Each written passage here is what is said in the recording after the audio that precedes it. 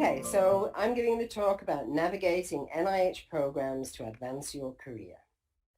The topics that I'm going to cover are an overview of NIH institutes and centers and the total NIH operating budget, the NIH research training website and funding across the career path, and an overview of NIH programs. I'll also focus on the NRSA, new programs for early career investigators, career development awards, research project grants for early stage investigators and established investigators, and program grants. And then some updates on early stage investigators, ESIs, and ESI Extension policies and resources. And then finally, updates on the loan repayment programs. So the overview is that NIH includes 27 institutes and centers, but 24 of them are extramural funding centers, and these are shown here in blue in the middle panels.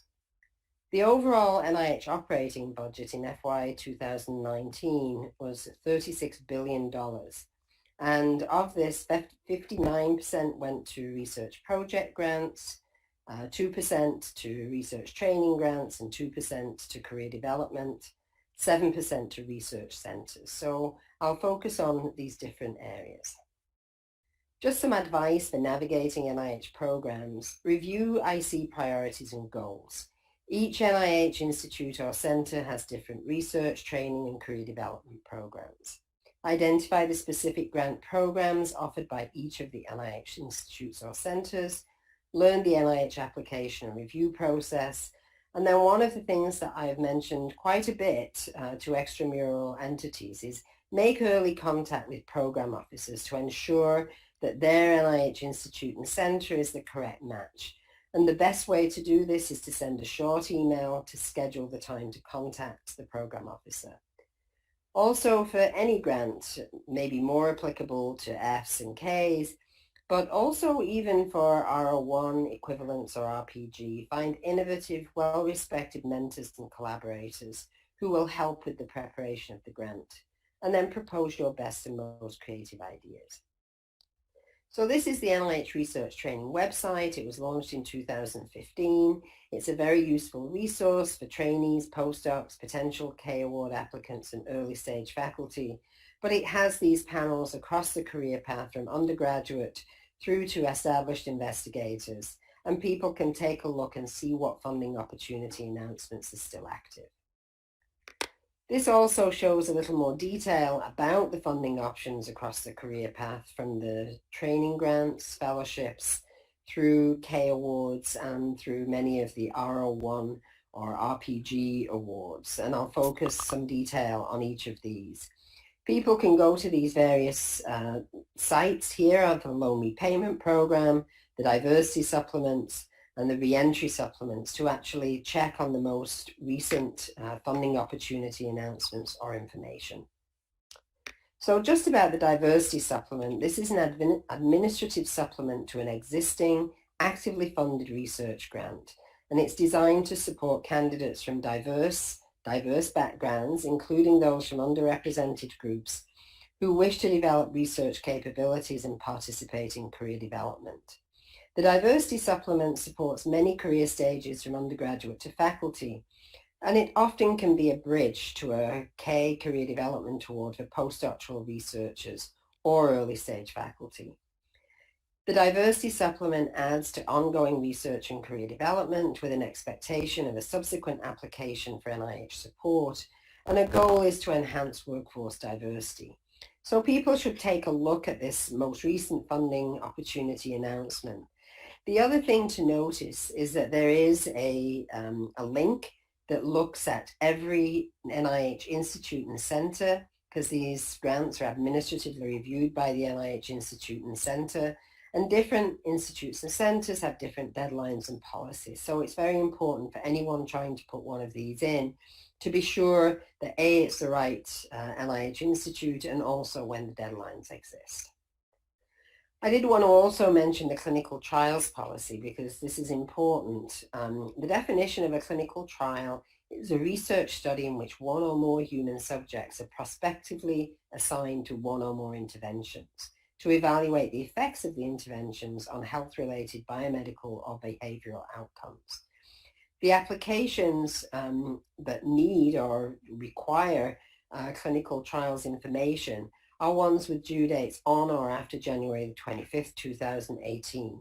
And so anything that is submitted after that, which obviously is now, involving clinical trials must be submitted to an FOA or a request for application, RFA, that states it will accept clinical trials. Grant applications which include clinical trials led by the investigator must complete the clinical trials form, which can be accessed at this particular link. FOAs that accept clinical trials incorporate specific review criteria.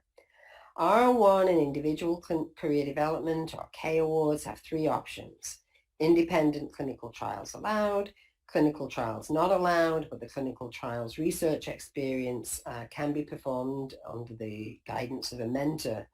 And then there are basic experimental studies with humans, or BESH. And I'll go through some of these FOAs in more detail, because not every IC signs on to every K award FOA in particular. The training grants and the fellowship awards do not permit independent clinical trials, but clinical trials research experience under mentor guidance can be proposed. And that can be described in the research strategy section and mentor statement. The other thing that everybody should know about is there is now an Orcid ID requirement for trainees, fellows, and career development appointees or awardees. This was listed in a notice, OD 19-109. And this is really to enhance career tracking. It's required as part of the appointment process for trainees and scholars supported on institutional grants, which are all listed here. And it's required at the time of application for fellowship and career development awards. And it's pretty much required for all of the R01 equivalent awards as well. So just to go into a little more detail, pre-doc and early postdoc training is the T32, the T35, F30, F31, and F32. The NRSA Awards goals are to ensure a diverse pool of highly trained scientists in appropriate scientific disciplines to address the nation's biomedical, behavioral, and clinical research needs. The institutional training programs, which are the T32 and T35, are institutional awards to support research training activities for pre-docs, medical or veterinary medicine students, and or postdoc trainees selected by the institution. The important thing to note, though, is that different T32s have some different requirements in terms of some being focused solely on predoctoral students, others being focused solely on postdocs. So it's important to check the existing FOAs. All of the training programs require a program director and experienced faculty to serve as mentors. The individual fellowships, or the F-series as they're called, require a primary sponsor. The F30 is an award for combined clinical and research doctoral degree training. The F31 and the F31 diversity are awards for graduate students working towards a research doctoral degree. And the awards for postdoctoral fellows working towards research independence are the F32.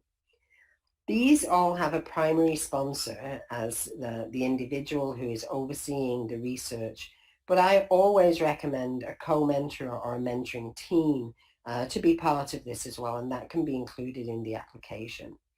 Awards to appointees to T awards or fellowship recipients must be US citizens or permanent residents. So what are the common features of NRSAs?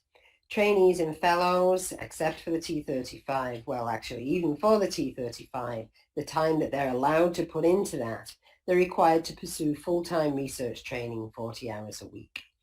The stipends, some good news about this is that in FY 2020, the postdoctoral stipends were increased by 5.4%, which was more than they've been increased in the past.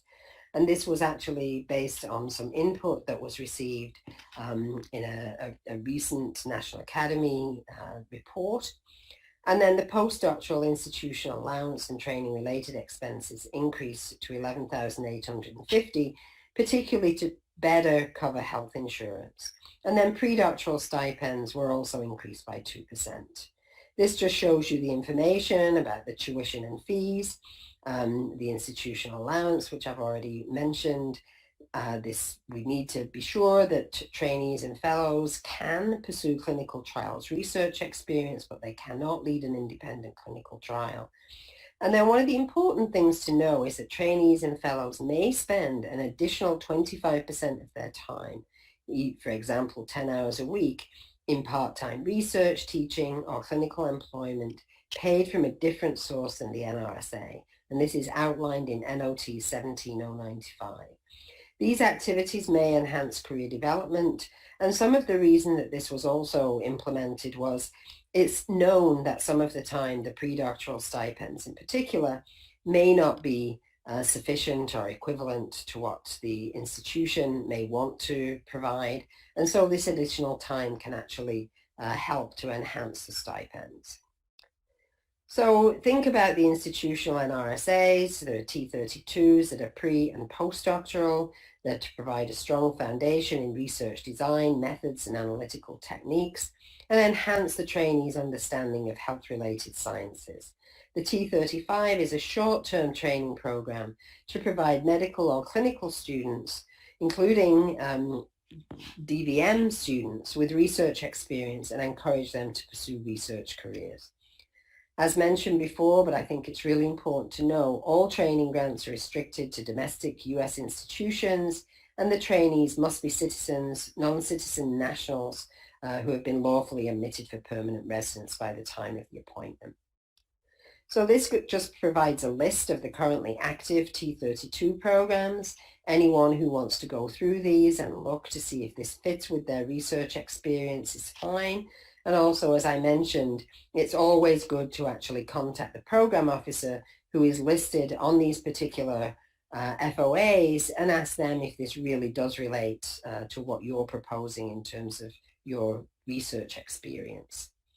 The individual NRSA and fellowships, the F30 is to promote dual degrees, MD, PhD, and that's primarily the ones that are supported on this.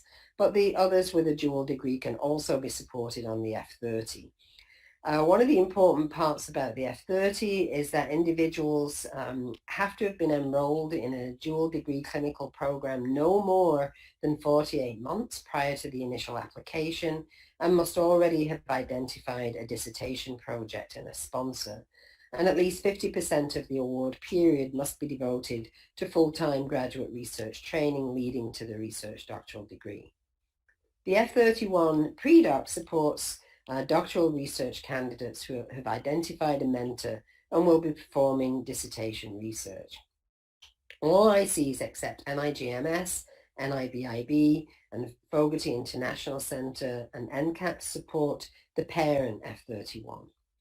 The Diversity F31 supports individuals from diverse groups underrepresented in the biomedical or behavioral sciences, and all IC except Fogarty and NCAT support the Diversity F31.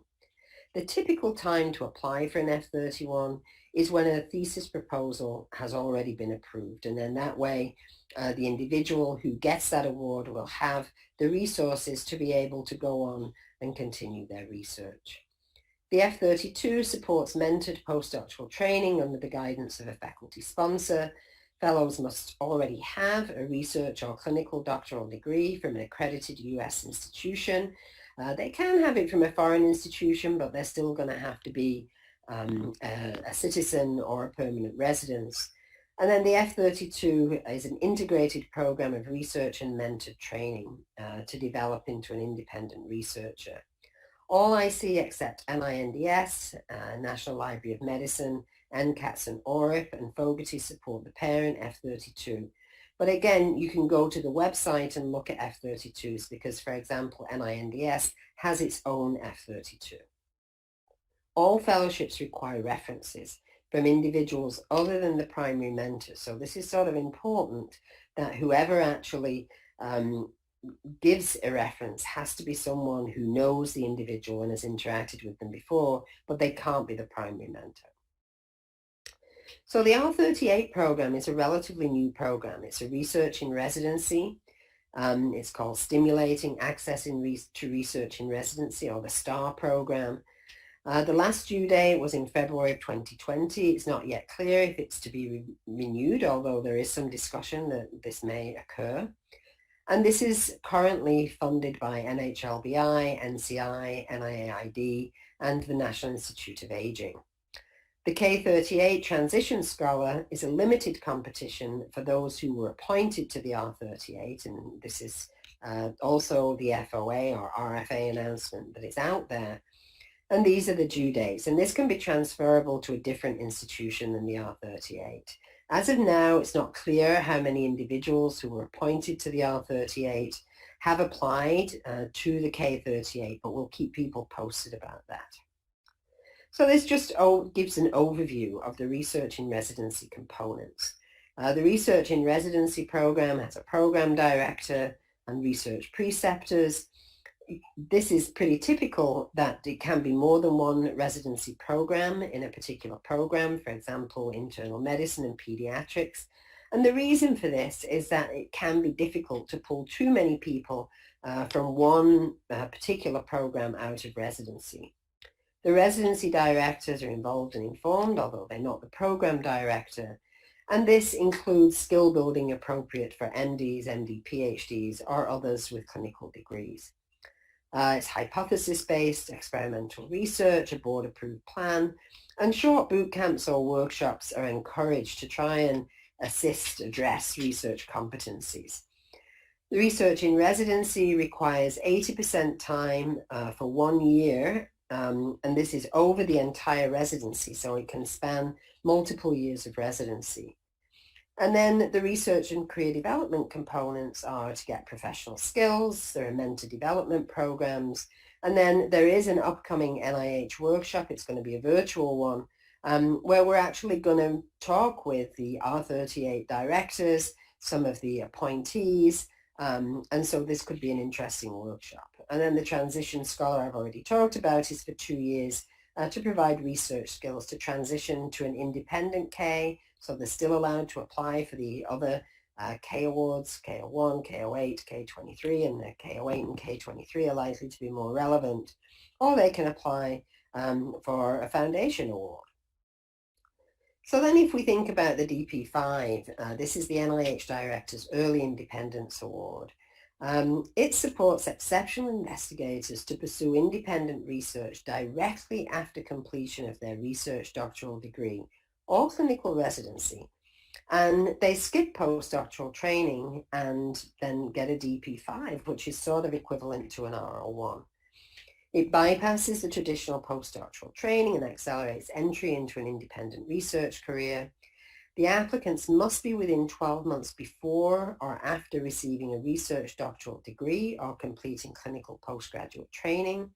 And the awardees are expected to be competitive for continued funding for a permanent position after this DP5 award. And then I want to go to the K kiosk. So there's the K01, which is the Mentored Research Scientist Career Development Award, which is typically for PhDs and DVMs. The K01 is for the Mentored Clinical Scientist Research Career Development Award, and this is specifically for promising clinician scientists. The K23 is the Mentored Patient-Oriented Research Career Development Award, which is to provide support for clinically trained professionals who have made a commitment to patient-oriented research and have the potential to develop into productive clinical investigators. And then the K99R00 is the Pathway to Independence Award, which is a 1 or 2 year award at the postdoctoral level. And then the award recipients are expected to compete successfully or to go on successfully to the R00, and this is reviewed by each NIH institute and center, and then they're then expected to compete successfully for an independent R01. And this website can actually show all of the active parent and IC specific K awards. So just a little more information on the K99R00. Its goal is to facilitate transition from a mentored postdoctoral position to an independent research position with independent NIH research support at an earlier stage than the current norm. The K99 is 1 or 2 years. As mentored, it must be affiliated with an institution and within 4 years, or for some awards 5 years, of attaining the PhD or completing clinical training. Interestingly, a very high proportion of K99 awardees in 2007, 2014, and we'll try to gather some additional data on transitions to share, transition to the R00. The R00 requires that individuals have an independent tenure track or equivalent, their own lab, limited teaching or clinical responsibilities to assist in the pathway to the next independent award. And the quality of the tenure track offer before the R00 is awarded is administratively reviewed by NIH staff before the R00 can be approved. So this just shows the list of the different awards. The parent K99 has 3 different FOAs: clinical trials required, clinical trials not allowed, and BESH, as I've mentioned before. But there's no US citizenship requirement for the parent K99. The NIAID physician scientist one only requires 50% effort and no US citizenship requirement. And the NIDCR, which is dental and cranial research, they also have no US citizenship requirement. And I think this has something to do with the fact that we really want to try to recruit more physician scientists into the R01 funded workforce. The brain research through advancing innovative technologies does require citizenship and permanent residence, and it's actually supported by 10 different ICs. And the Mosaic program similarly requires citizenship and permanent residence. Just so people know, due to the COVID, there's been a 2-cycle extension of eligibility beyond the 4 years, for example, announced for the parent K99 and also for the NIDCR and the Mosaic K99. And hopefully we will get some extensions provided for others. So this just lists the K01, K08, and K23 FOAs with different requirements. The important thing to know is that not every one of these is supported by all of the NIH institutes and centers. So it's very important if an individual is thinking about putting in one of these awards to be sure that the NIH institute and center is actually listed on the FOA that is relevant. So institutional mentored K awards, these are the K12 and the KL2. They're institutional programs to support scholar training for careers in specified research areas of interest to one or more NIH institutes and centers. The Erector Program, I used to actually be a PI on the Erector Program, which is funded through NIGMS, is an institutional research and academic career development award, or K12.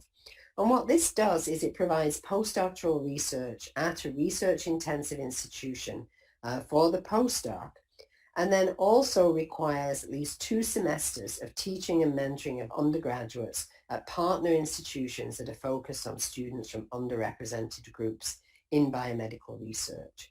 And this is the current due dates for the Erector Program. Some K12 and KL2 programs are primarily for clinicians or clinically relevant research. One of them is the Birch Program, and the FOA, or RFA as it's called, can be accessed here, and then the NCATS KL2. But all of these mentored K awards prepare PhDs or clinicians for independent research careers or academic careers at multiple institution types, and that's important. They're individualized, well-supervised research experience and career development guidance for scholars selected by the grantee institution. And then there's always the encouragement or expectation to subsequently apply for an individual K award or research project grants, which could be an R03, an R21, or a foundation grant. Okay, this shows the timeline for K applications. The initial receipt dates are due February 12th, June 12th, and October 12th. And I should point out this is for the individual Ks. And then if anybody puts one in and doesn't get a scoreable funding opportunity, then they can resubmit March, July, or November.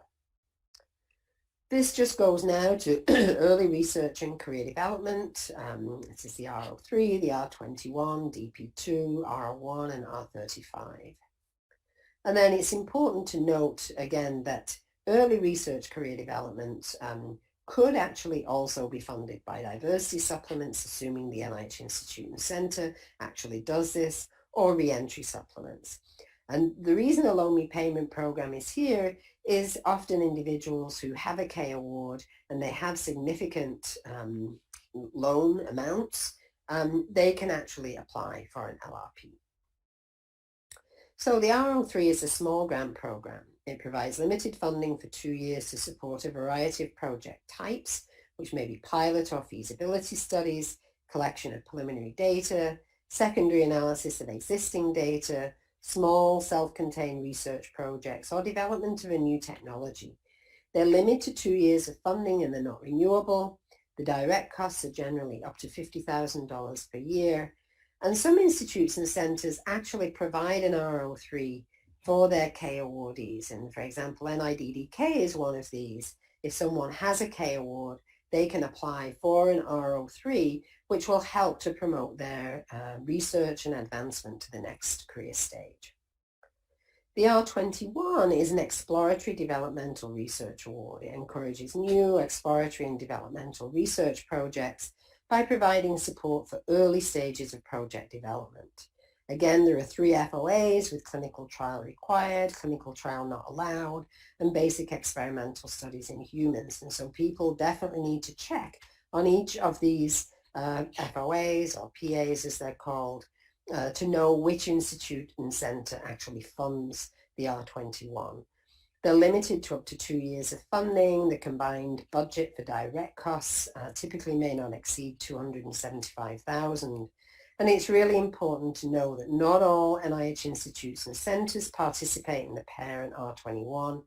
Some R21 FOAs are issued by a single IC for specific exploratory programs. And these, this can be an independent investigator who would apply for something that is an exploratory program. And then the R35, which is the MIRA award. There's one that is for early stage investigators. This is PAR 2117. And this is to enable investigators to apply earlier in their independent research careers, secure funding to launch and sustain successful research careers, enhance their ability to move into research areas distinct from their postdoctoral mentors. And then also, because the MIRA is quite different than an R01, it's reducing time, writing and reviewing grant applications and allow more time to conduct research. And it enables the investigators to mentor trainees in a more stable research environment. Then the DP2, this is an interesting one. This is the Director's New Innovator Award. It supports early stage investigators of exceptional creativity who propose very innovative new research approaches with potentially major impact. The applicants must hold an independent research position as of September 1 of fiscal year of the grant submission. It complements ongoing efforts by NIH to fund early stage investigators through R01 equivalent grants. They're required to commit at least 25% of their research effort each year to activities supported by the New Innovator Award. And the awards are up to $300,000 in direct costs each year for 5 years, plus applicable indirect costs. And again, these are very competitive. There's not a huge number that are funded, but if someone is really an incredible early stage investigator with a lot of skills, this could be something that is worth applying for. And then if we look at established investigators, the R01 FOA applies to all ICs. The Maximizing Investigators Research Award, this is for established investigators, is funded by NIGMS, NCI, NINDS, NHLBI, and NCI. The R15 area and REAP grants are funded by NIGMS. And then people should definitely take a look at the existing program grants, P01s, the Center Core grants, the Specialized Center grants, and then a P20 grant is an exploratory grant to support planning for new programs, expansion or modification of existing resources, and feasibility studies to explore various approaches to the development of interdisciplinary programs. And then the R15 area and REAP awards, they support small-scale research projects that are conducted by faculty and students at educational institutions that have less than $6 million in total NIH funding. The goal is to support meritorious research as well as provide students with research training at these institutions. The area grant is focused on undergraduate institutions. The REAP grant is for health professional and graduate schools. The project period is limited to 3 years and the grants are renewable. Preliminary data is not required but may be provided as appropriate, and the direct costs are $300,000 over the entire project period. And I just want to make sure people know about the definition for early stage investigators because this changed a few years ago. The ESI is a program director, principal investigator who has completed their terminal research degree, which is typically the PhD, or the end of postgraduate clinical training. And this used to be the end of residency, but it was changed to postgraduate clinical training because it was understood that a number of times after residency, there are clinicians who really have to go on and do some required clinical training. And also, this addressed the issue that there were some concerns that clinicians were a much smaller proportion of the R01 equivalent funded research than our clinicians. And this, both of these definitions are for those who completed their research degree or the end of postgraduate clinical training in the past 10 years and who had not previously competed successfully as a program director or PI for a substantial NIH independent research award. So how do you make sure that people have appropriate ESI status? Then any program director or PI who's going to be applying for an R01 equivalent must have an ERA Commons account at the time of the application. And also this is true for individuals that have K awards. Prior to the application submission, program directors are encouraged to verify or enter the date of their terminal research degree or end of postgraduate clinical training, and the NIH systems will automatically calculate whether the investigator is an ESI, and the status is shown in the investigator's ERA Commons profile. Investigators should make sure that their status is correctly marked in their profile, and if the status is incorrect, please contact the ERA service desk. For extension of ESI status, some researchers have lapses in their research or research training or experience periods of less than full-time effort. And NIH considers ESI extension requests for the following: medical concerns, disability, family care responsibilities, extended periods of clinical training, natural disasters, which include COVID at the moment, and active duty military service. This is determined on a case-by-case basis at the sole discretion of NIH, and I and Shoshana Kahana are actually chairs of the ESI Extension Committee. Prior to extension requests, program directors, PI, should verify or enter the date of their terminal research degree or end of postgraduate clinical training in ERA Commons. People need to know that a recent NOT indicates automatic 1-year ESI extension for childbirth during the initial ESI period. We've had some questions about this. This applies automatically to a female who has given birth, and then men who have been involved in looking after a newborn child and have lost any time can actually put in a request for the time that they have lost. There is a new portal in ERA that people can access to put in this extension of ESI status. This shows the ESI extension request portal. You log into ERA Commons, select the Personal Profile tab, click on Edit option for the Education section, and then that will show the ESI extension request form, and people can submit that request through this actual port. And then lastly, the NIH Loan Repayment Program. Eligible research areas stay as clinical, pediatric, health disparities. Actually, something that's changed very recently. It used to be that only NIMHD actually funded the LRPs for health disparities. Now all IC are allowed to actually look at health disparities. For example, if something that is there that is looking at health disparities research, health disparities for somebody in blood pressure or cardiovascular disease, that can go to NHLBI. Contraception and infertility and clinical disadvantage.